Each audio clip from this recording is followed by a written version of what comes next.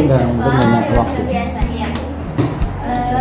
Kami dari kelompok 4 ingin mempresentasikan Quran Surat Luqman ayat 13 sampai 17. Sebelumnya nama saya Anissa Ekanisme Islami. Sebab saya kan adalah Dima. Saya Rita Hayu. Saya Putri Bilang. Saya Fahri Al-Faidi. Saya Putri Bilang.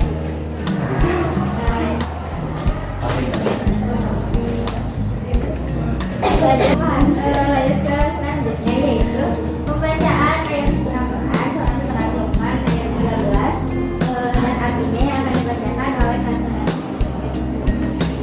A'udzubillahiminasyaitonirrajim. Bismillahirrahmanirrahim. Fa idh qala Luqman li ibnihi wa huwa ya'iduhu ya bunayya la tusyrik billah.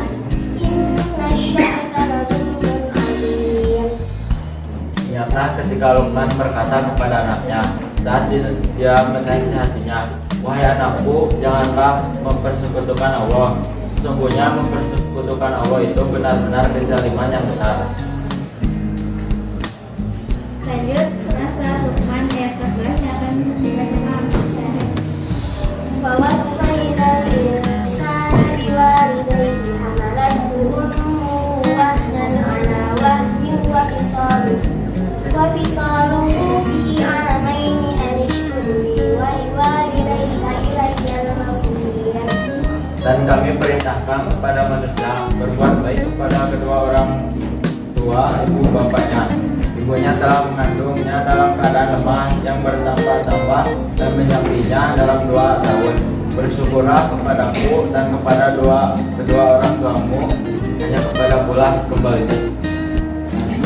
Lanjut surat Luqman ayat 15 yang akan dibacakan. Wajahadaka ala an tusyrika bima laisa laka bihi ilmun fala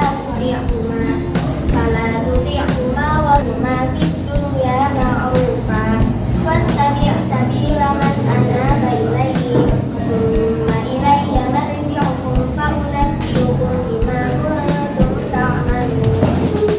Tunjukkanku dengan sesuatu yang kau tidak punya ilmu tentang itu. Janganlah patuhi keduanya, tetapi pergaulilah keduanya di dunia dengan baik, dan ikutilah jalan orang yang kembali kepadaku.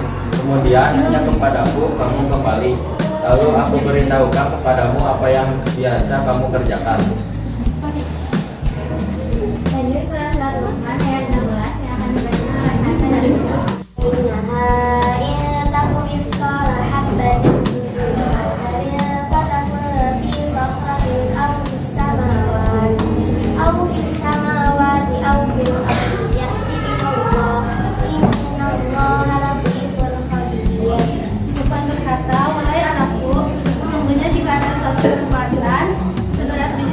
dan berada di dalam batu, di langit atau di bumi, niscaya Allah menghadirkan untuk diberi alasan. Sebenarnya Allah Maha Lembut lagi Maha Terima. Selanjutnya Quran Surat Luqman ayat 17 yang akan dibacakan kembali oleh Hasan. Ya bunayya aqimis sholata wa'mur bil ma'rufi wanha 'anil munkari wasbir 'ala ma asabaka inna dzalika min 'azmil umur. Wahai anakku, tegakkanlah sholat dan seluruh manusia berbuat yang ma'ruf dan cegahlah mereka dari yang munkar, serta bersabarlah terhadap yang menimpamu. Sesungguhnya yang demikian itu termasuk urusan yang harus diulangi. Lanjut isi kandungan ayat. Isi kandungan ayat ayat 13.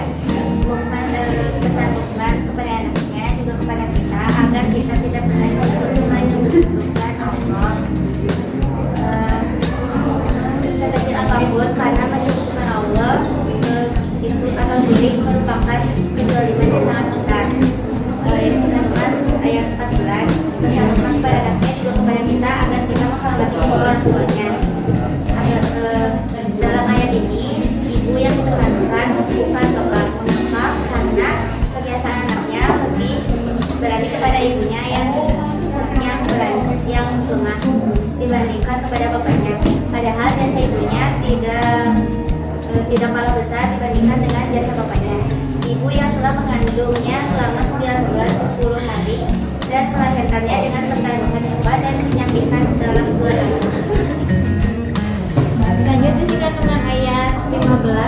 17 yang akan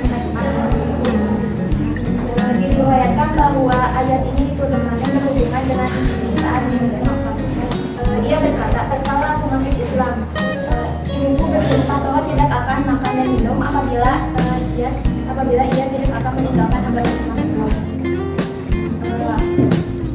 Dan pada hari pertama aku mohon kepada ibuku untuk makan dan minum, tetapi ia tidak mau dan beliau masih berada pada pendiriannya. Pada hari kedua aku mohon kepada ibuku untuk makan dan minum, tetapi ibuku masih tetap pada pendiriannya. Dan pada hari ketiga aku mohon kepada ibuku untuk makan dan minum, tetapi ibuku masih menolaknya dan tetap pada pendiriannya. Dan oleh karena itu aku berkata kepadanya, demi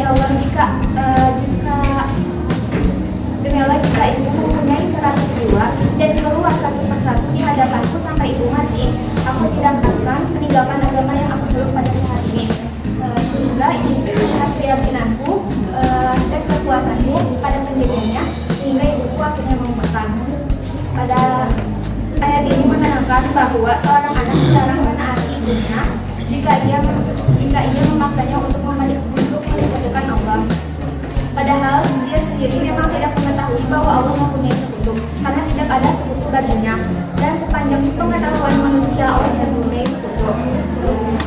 Pada ayat 16, Luqman berwasiat kepada anaknya untuk beramal yang baik karena apa yang dilakukan manusia, dari hal yang besar sampai hal yang sekecil-kecilnya, dari yang tampak sampai yang tidak tertampak, dan dari yang terlihat sampai yang tersembunyi di langit maupun di dunia, karena Allah akan mengetahuinya. Oleh karena itu, pendapat dalam kehidupan sehari-hari yaitu yang pertama, kita harus berbakti kepada orang tua, terutama ibu. Kenapa? Karena peribahasa juga bilang bahwa kita harus menghargai kepada ibumu, lalu ayahmu.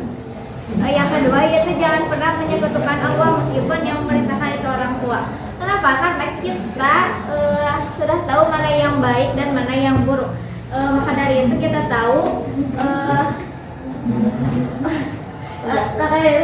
mana yang baik dan mana yang buruk. Meskipun itu orang tua, kalau memerintahkan untuk menyekutukan Allah, maka jangan pernah untuk menurutinya. Yang ketiga yaitu jika melawan kehendak orang tua, kita harus menolak dengan cara yang halus. Contohnya yaitu jika disuruh, jika tidak mau, janganlah berbilang marah-marah, jangan bilang melawan lebih tinggi, tapi berbicara dengan halus. Jikalau kalian tidak sepakat dengan keputusan orang tua, maka berbicara dengan halus, berbicara kepada orang tua. Kesimpulannya yaitu ayat 13 sampai 17 ini memerintahkan kepada umat muslim untuk tidak menyekutukan Allah, untuk terus berbakti kepada orang tua, dan harus mengetahui mana yang baik dan mana yang buruk. Meskipun itu orang tua, tapi kita harus tahu mana itu yang baik dan mana yang buruk.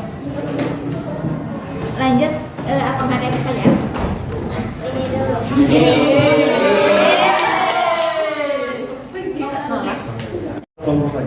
Oke. Bapak.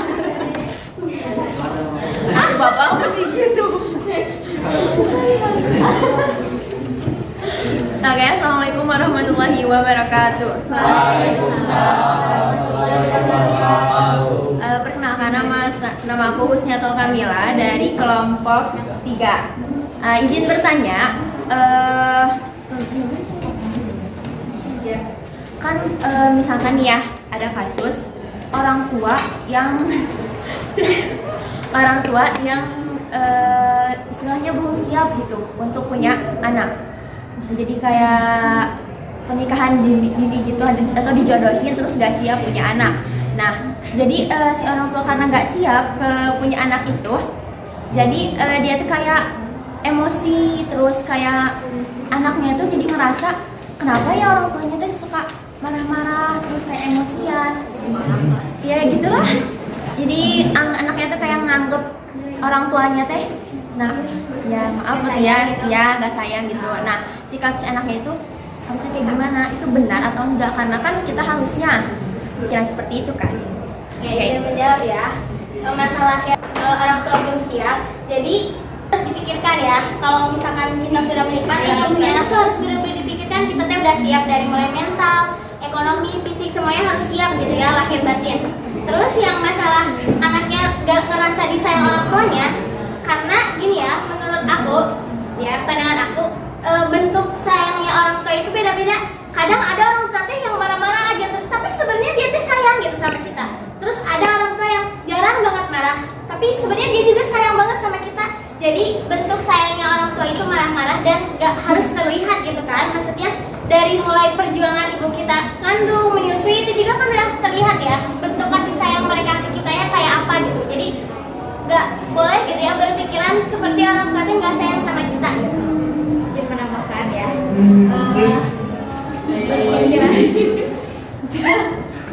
Berpikiran kayak tadi tuh.